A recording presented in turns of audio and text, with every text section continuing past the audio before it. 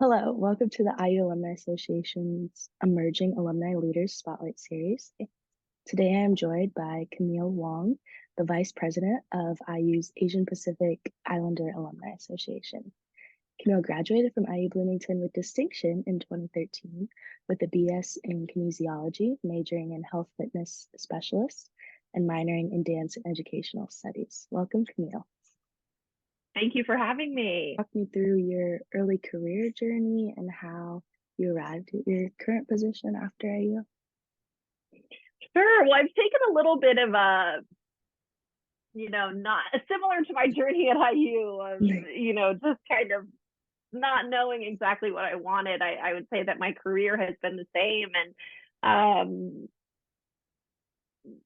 And even, in some of the work that I'm doing with the Alumni Association, with the mentoring program, always sharing with students, your educational path, your career path does not have to be, straightforward. It is okay to, explore and follow your dreams, and you can still be successful doing that. So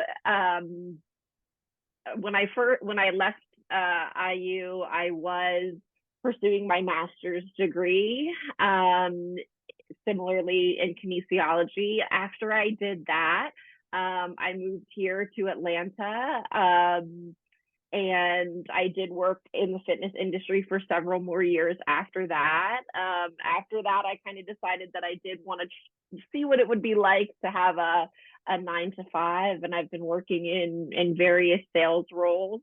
And then now I do software sales for MindBody, which is a fitness software for fitness businesses.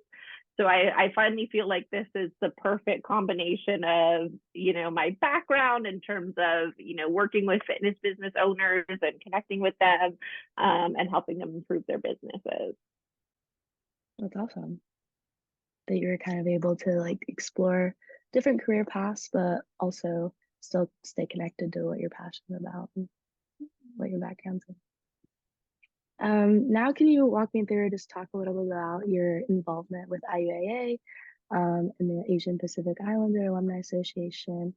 Kind of what inspired you to take on a leadership role, and what do you hope to accomplish? Sure. So I first got involved, I guess it was back in 2020.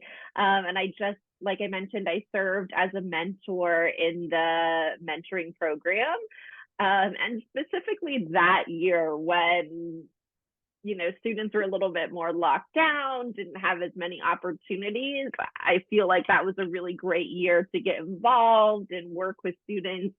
So I formed a great relationship with my mentee.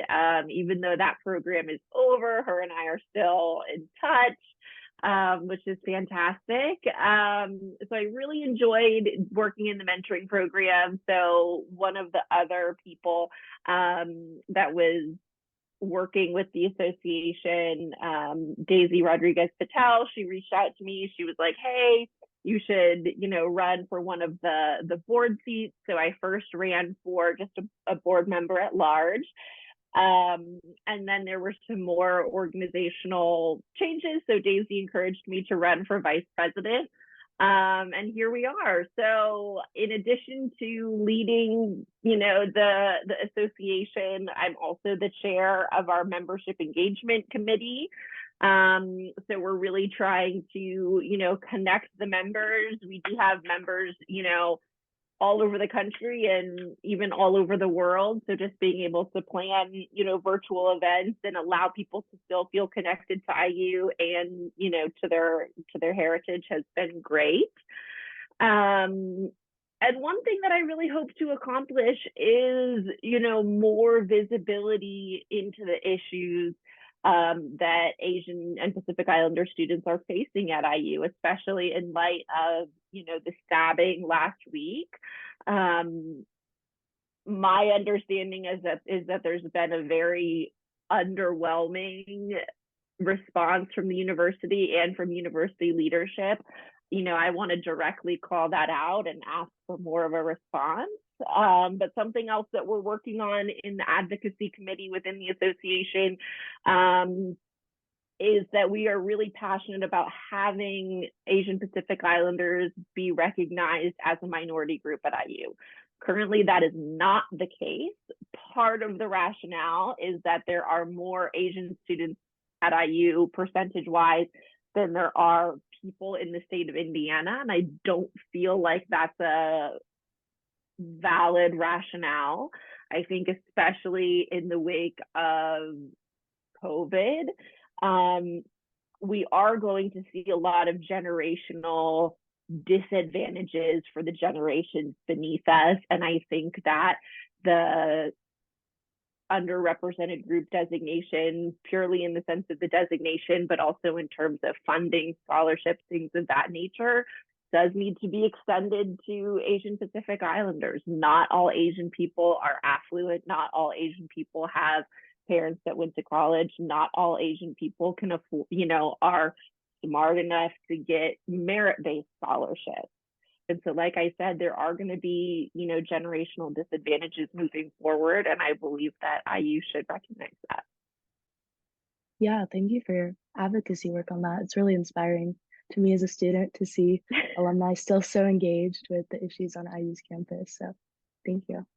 Well, thank you so much, Camille, for joining me today.